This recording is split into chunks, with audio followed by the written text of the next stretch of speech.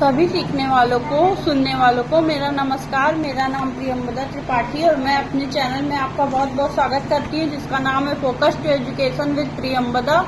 तो जैसा कि हम सब जानते हैं कि मैं अपने पिछले वीडियो में शैक्षिक उद्देश्यों के वर्गीकरण के बारे में चर्चा कर रही हूँ, उस टॉपिक को, विषय को। तो आज उसी सीरीज में, उसी कड़ी में हम आगे बढ़ते हुए उसके तीसरे डोमेन के बारे में चर्चा करेंगे, यानी जिसको हम अंग्रेजी में बोलते हैं taxonomy of educational objectives in psychomotor domain, और हिंदी में हम बोलेंगे मनोचालक क्षेत्र के उद्देश्यों का वर्गीकरण। तो चलिए इसको जानते हैं, समझते हैं, शुरू करते हैं कि शिक्षा के क्षेत्र में इसका क्या उपयोग है तथा इसका क्या महत्व है, इससे क्या लेना देना है। मनोचालक क्षेत्र का संबंध मांसपेशियों के विकास तथा प्रयोग एवं शारीरिक क्रियाओं के समन्वय की योग्यता से है। तो इसका ये मेन पॉइंट का ये बहुत ही महत्वपूर्ण बात है कि मनोचालक जो क्षेत्र है उसका संबंध मांसपेशियों के विकास से है तथा प्रयोग एवं शारीरिक क्रियाओं, जो हम प्रयोग कर रहे हैं, प्रैक्टिकल कर रहे हैं, जो हम शारीरिक हमारी क्रियाएं, चलना, उठना, बैठना, सीखना, बोलना, उसके समन्वय की योग्यता से है। शारीरिक शिक्षा, व्यावसायिक शिक्षा, तकनीकी शिक्षा, लेखन कार्य, नाट्य कला आदि में मांसपेशी व आंगिक गतियों का अत्यंत महत्वपूर्ण स्थान होता है। इसलिए इनकी शिक्षा में मनोचालक पक्ष के विकास पर विशेष ध्यान दिया जाता है। यानी क्या पता जा रहा है, शारीरिक शिक्षा हो गई हमारी, फिजिकल एजुकेशन हो गया जिसको अंग्रेजी में बोलेंगे, व्यावसायिक शिक्षा हो गई, तकनीकी शिक्षा हो गया, लेखन कार्य हो गया, नाट्य कला आदि से हमारे क्या मांसपेशियों व आंगिक गतियों का अत्यंत महत्वपूर्ण स्थान होता है इसमें। फिर इसलिए इनकी शिक्षा से मनोचालक पक्ष के विकास पर विशेष ध्यान दिया जाता है। मनोचालक क्षेत्र से संबंधित शैक्षिक उद्देश्यों का वर्गीकरण सिम्पसन नाम के मनोवैज्ञानिक ने किया था 1966, यानी 1966 में।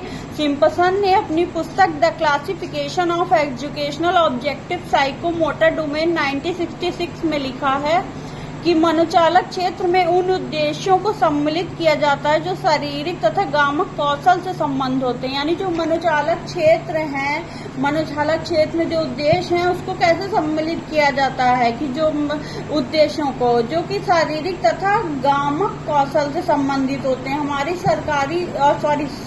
शारीरिक जो शक्ति, जैसे हम चल रहे हैं, उठ रहे हैं, बैठ रहे हैं, कोई क्रिया कर रहे हैं, या हमारा स्किल है, गामक गतिशील स्किल है, तो उसी प्रकार से ये संबंधित होते हैं। इसलिए शिक्षा में इनका एक महत्वपूर्ण स्थान है शैक्षिक उद्देश्यों के वर्गीकरण का, और इनकी सहायता से टीचिंग लर्निंग प्रोसेस, प्रक्रिया जो है वो बहुत आसान और सरल और सुलभ हो जाती है।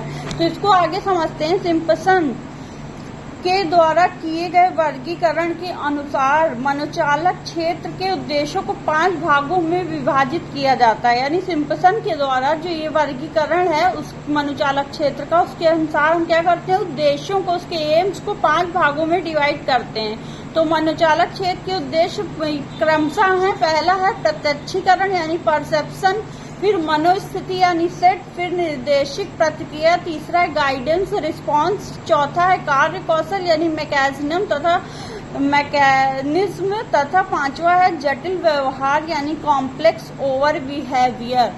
तो ये 5 जो मनोचालक क्षेत्र के उद्देश्य, इनको डिवाइड किया गया। इससे हम क्या समझते हैं, प्रत्यक्षीकरण से क्या समझते हैं, किसी भी गामक क्रिया को करने का पहला पद इंद्रियों की सहायता से वस्तुओं व गुणों तथा संबंधों के प्रति जागरूक होने की प्रक्रिया है। यानी किसी भी, जो भी हम गामक क्रिया कर रहे हैं, चल रहे हैं, बालक छोटा है, उसका जन्म हुआ है, वो 2 साल का हो रहा है, 3 का हो रहा है, तो वो चल रहा है, बोल रहा है, लैंग्वेज डेवलपमेंट हो रहा है उसका, तो क्या हुआ, उससे ग्रामक की उसकी जो पहला पद है वो इंद्रियों की सहायता से वस्तुओं, जो वस्तु है तथा गुणों तथा संबंधों के बीच जागरूक होने की प्रक्रिया से इंद्रियां एक अहम रोल निभाती। फिर गामक क्रियाओं को करने के लिए वस्तुओं का प्रत्यक्षीकरण करना अत्यंत आवश्यक है। फिर दूसरा मनोस्थिति यानी किसी विशेष प्रकार के कार्य अथवा अनुभव को करने का पूर्व समायोजन है। मनोस्थिति क्या है किसी भी विशेष प्रकार का हम कार्य करते हैं तथा अनुभव करते हैं, जैसे हम शिक्षा के क्षेत्र से हमारा लेना देना है, तो अगर हम पढ़ रहे हैं, हम चाइल्ड हैं या फिर हम बालक हैं, छात्र हैं, तो टीचर हमें जो पढ़ा रहा है उसको हम क्या कर रहे हैं, उसको अनुभव कैसे करेंगे, जब हम कोई क्रिया करेंगे, क्रियाशील जो काम होते हैं उस प्रकार से हम उसको अनुभव करते हैं। तो अनुभव करने का पूर्ण समायोजन है, वो समायोजित होता है। मनोस्थिति के 3 विभिन्न पक्ष मानसिक, भौतिक तथा संवेगात्मक बताए गए हैं। कौन कौन से पद बताए गए हैं?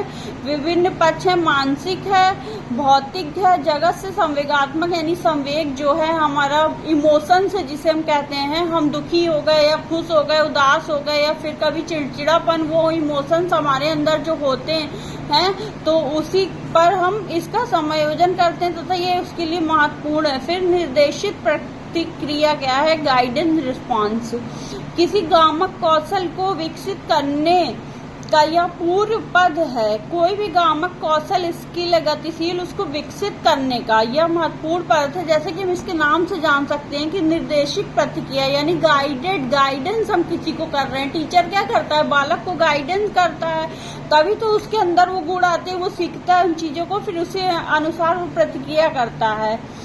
फिर है चौथा कार्य कौशल यानी मैकेनिज्म, गलती से मिस्टेक हुआ। उसके बाद इस स्तर पर व्यक्ति किसी कार्य को करने के लिए आवश्यक आत्मविश्वास तथा कौशल प्राप्त करने का प्रयास करता है।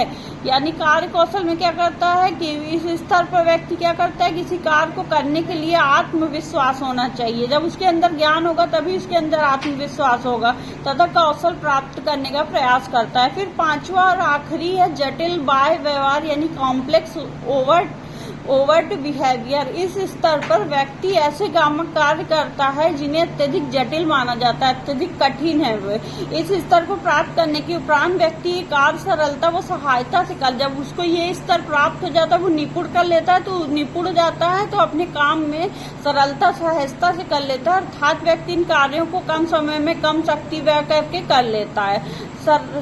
तो आज के वीडियो में हमने समझा किसको, मनोचालक शिक्षा के क्षेत्र में मनोचालक क्षेत्र के उद्देश्यों को वर्गीकरण में, जिनको अंग्रेजी में क्या बोलते हैं, साइकोमोटर डोमेन बोलते हैं। तो आशा करती हूँ कि मेरा ये वीडियो आपके लिए, आपकी परीक्षा या आप भावी परीक्षा देने जा रहे हैं किसी भी चीज़ की, या कॉम्पिटेटिव बीएड, एमएड, डीएलएड या फिर टेट, सुपर टेट या किसी में भी, तो आपके लिए ये वीडियो उपयोगी, अगर आप स्नातक छात्र हैं, परस्नातक हैं, तो आपके लिए ये वीडियो उपयोगी सिद्ध होगा। और अगर आपको अच्छा लगता है तो मेरे चैनल को लाइक एंड सब्सक्राइब कीजिए, बेल आइकन को प्रेस कर दीजिएगा ताकि मेरे आने वाले वीडियो की नोटिफिकेशन आप तक पहुंचती रहे। अपने नेक्स्ट वीडियो में मैं नेक्स्ट टॉपिक के बारे में चर्चा करूंगी। तब तक के लिए आप सभी सुनने वालों, सीखने वालों को मेरा नमस्कार।